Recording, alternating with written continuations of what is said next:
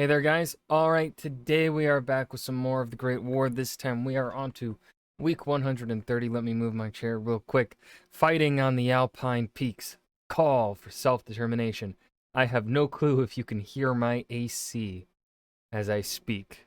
I just know it's not getting picked up when I'm not talking, so that's nice. You can hear it? I apologize, but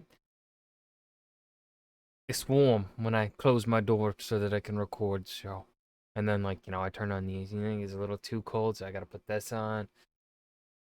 I also just like wearing my hoodie, so I like having it nice and cold. Anyways, I swear I'm not awkward. Before we dive in, make sure you go and check out the links in the description box below. I would love to join the Discord and follow me over at Twitch. Alright. We return to Italia. And more of the dumbassery of the Italians and Austro-Hungarians. I'm ready to have yet another aneurysm from Luigi Cadorna.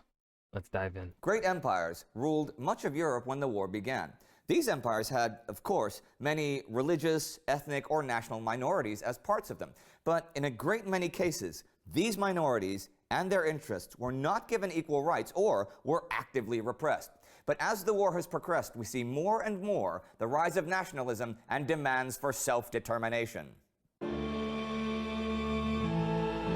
trying to make sure this thing doesn't fall. It's looking sketch right now. Okay. I'm Indy Nidell. Welcome to the Great War. Last week, the Romanian Campaign... Man, I said it when this was introduced. I fucking love this. I love this map. Why wasn't this here sooner? Came to an end, with the rival forces now facing each other across the Sereth River. Kaiser Wilhelm decided that he would bring back unrestricted submarine warfare, and Russia got a new prime minister. Yeah, that's going to work out real well. It was the height of a very cold European winter, and during January 1917, there was no theater of war more affected by weather than the Italian one. Along much of the lines, it was in mountainous territory, sometimes thousands of meters high, and the terrain and the weather prevented most action except sudden, violent bursts of artillery. I was reading, though, about a small action in the Valarsa this winter that I thought I'd share because it illustrates the unique nature of this front.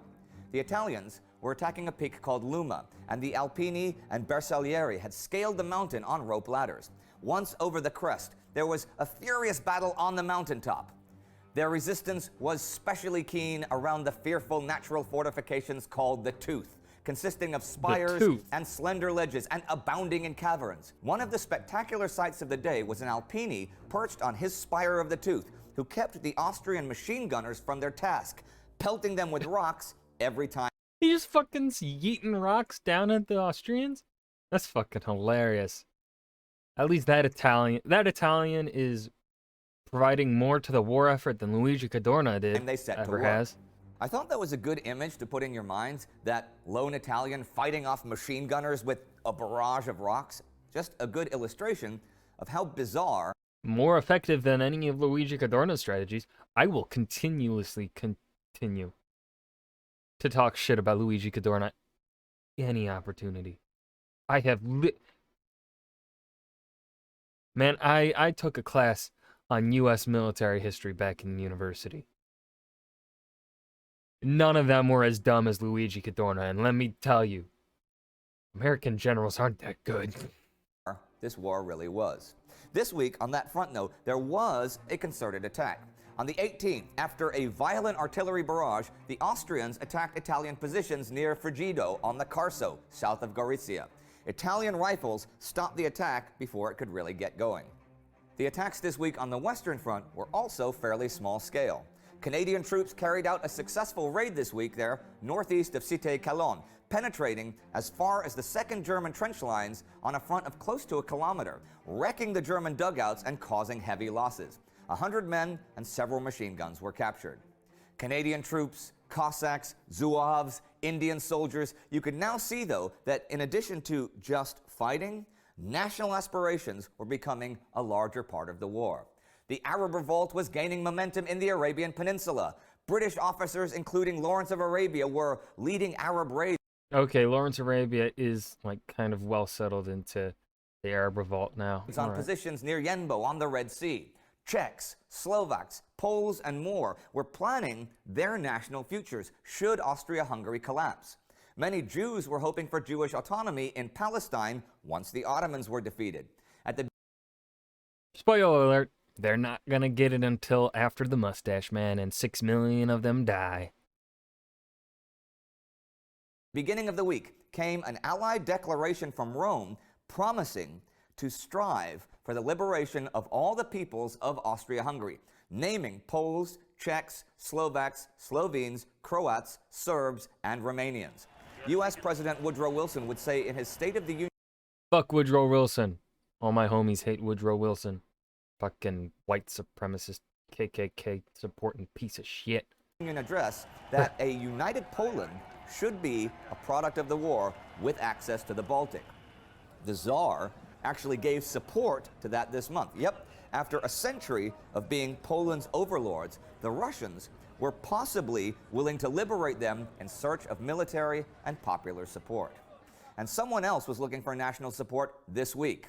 Dr. Arthur Zimmerman, recently appointed German foreign minister. You know, all of these years of having heard about the Zimmerman telegram from, when was the first, I think I first heard of it in middle school was when World War I was actually taught.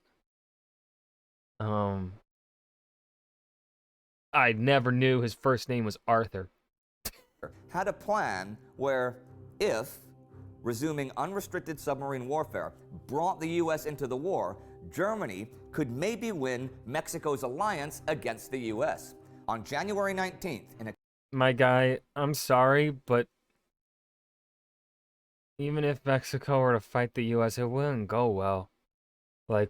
Didn't just a couple years before World War I or something, or a couple years before the Zimmerman telegram, didn't United States send some military forces into Mexico because they were hunting I forget the dude's name, but he was the most wanted man for a while. I remember the name. And yeah, I don't really think Mexico would have proved much of a distraction for the USA. I'm gonna be honest, Zimmerman, I'm sorry, and I'm sorry, Mexico. Military kind of does suck. a coded telegram to his minister von Eckart in Mexico City, Zimmerman wrote that with generous German financial support, Mexico could reconquer the territory it had lost to the U.S., Texas, New Mexico, and Arizona. This was the Zimmerman telegram, and we'll hear more about it soon. Mexico was neutral, but neutrality hadn't stopped either side from trying to influence nations. Allied occupation had caused great public uproar in neutral Greece. In fact, over the past month, the Greek situation had occupied French commander Maurice Sorel's thoughts as much as the Bulgarian army opposing him did. Allied troops were sent to occupy the 5-mile... Man, Westerners really love fucking up Greece. FYI, I recently finished a book by Ernly Bradford, I think is the name. It's called The Great Betrayal. It was a book on the Fourth Crusade and their siege and pillaging of Constantinople in 1204. And it was depressing. It was really well written, but man, was it depressing just how fucked up it was. This whole situation there. And really causing the split between West versus East divide inside of Europe. Or cementing that split permanently. And man, do Westerners love to... It's a little bit of a repeat here. Westerners coming in and fucking up Greece. Neutral zone between the Greek royalist and Venizelist spheres of influence. The French established posts in this zone to keep the peace between those hostile sections of the Greek nation. This zone reached the Sea at Ekaterini, where other Allied troops were building roads and piers. Also this week in Greece, the Greek government accepted the Allied ultimatum from December 31st that consisted of several humiliating terms before the Allies would lift their naval blockade. So that would come to an end. Another thing that had ended was the Romanian campaign last week. Now, this campaign is often overlooked today or dismissed as a minor side note, but the Germans certainly viewed it as a major triumph. In just 4 months, all of Wallachia and Dobruja had been occupied, and Wait, the Romanians held out for 4 months? That's how long? Goddamn time. It's so fucking weird when you're watching this so quickly. Bucharest had fallen. The Romanian army had been crushed, and only huge Russian support allowed its remnants to remain in the war. The major medals and awards for the campaign went to German Chief of Staff Paul von Hindenburg and Field Marshal August von Mackensen. But General Erich von Falkenhayn was pretty resentful over this. Hindenburg received the Grand Cross of the Iron Cross for directing the campaign, and Mackensen got the same for taking Bucharest. Falkenhayn did not begrudge Mackensen that medal, but he was pretty pissed that High Command was getting credit for his work. He believed his Ninth Army had borne the brunt of the fighting. It had crossed a mountain range and several rivers and destroyed 3 enemy armies, and all critical decisions were made by he and his staff. Falkenhayn's biographer later wrote that they would make decisions and then telegraph High Command, who would then write directives based on what Falkenhayn had already decided to do. And that was a lot, according to Falkenhayn. It is really not an exaggeration if one were to say that this lengthy force march across Wallachia is one of the greatest achievements in military. Yeah. I think what's a greater military achievement at Germany is the fact that you're holding out against Britain, France, and Russia, essentially all on your own. That's the fucking really that's the real achievement here. Let's be real. History. But you know, Falkenhayn had been sacked as Army Chief of Staff just last August, and the mere fact that he had even gotten a chance to salvage his reputation was pretty unheard of. And anyhow, the German official history has nothing but praise for his actions in Romania, in juxtaposition to its criticism of his work while Chief of Staff. So it definitely seems like Falkenhayn is one of those people that is much better on the lower rungs. I don't know if lower rung, like more on the immediate in the battle like moment kind of general, whereas he's not that good at super high up managing the whole thing. And Mackensen as well was nothing short of lavish in his praise of Falkenhayn and the Romanian campaign. Falkenhayn wanted another field command, but Hindenburg just didn't want him around. Don't know if you remember or not, but he had hated Falkenhayn as Chief of Staff and had labored to have him removed. He would soon convince the Kaiser to send Falkenhayn to the Ottoman Empire to command Army Group F on the Palestine front. We'll maybe see more of him down there. I'm curious as to how well he will do down there. And here are some notes to end the week.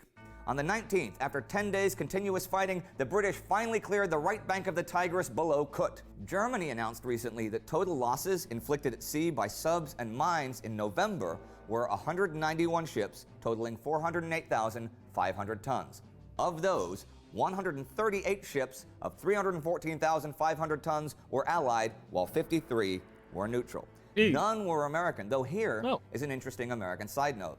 The French Aviation Corps section, containing American volunteers, brought down 21 German planes in the last 6 months, and by this time, 4 Americans that I know of had been killed while flying for the Allies. Oh, look at the doggies. Kiffin Rockwell shot down over the Thames in September. Norman Prince, who died from wounds a week after taking them. Anthony Janis, killed flying for the Russians in October. And Ruskin Watts, who flew for the British, missing since September, presumed dead. And the week comes to an end, with small actions in Italy and the West, Falkenhayn feeling slighted, and a telegram to Mexico that would prove somewhat of a game changer. And in all of the empires waging this war, the rise of nationalism and indeed the active courting of minorities by imperial heads of states. Places like New Zealand, Australia, or Canada that before the war had been seen as faraway colonial backwaters had now proven themselves as brave and independent forces. Poles, Czech legions, and Bosnian battalions had shown their value and wished to be recognized as nations should the conflict ever end. And they were beginning to receive major support. This was a huge change in mindset from just 2 years ago and showed that no matter how the war ended, the map of Europe would be very different indeed. And that was fighting on the Alpine peaks, even though there really wasn't much fighting. It was a dude throwing rocks. And Call for Self-Determination, The Great War, week 130. Got nothing to add here at the end. This was a decent week. I hope you guys enjoyed. Remember to hit that like button and subscribe for more. And I will see you guys in the next video. Peace.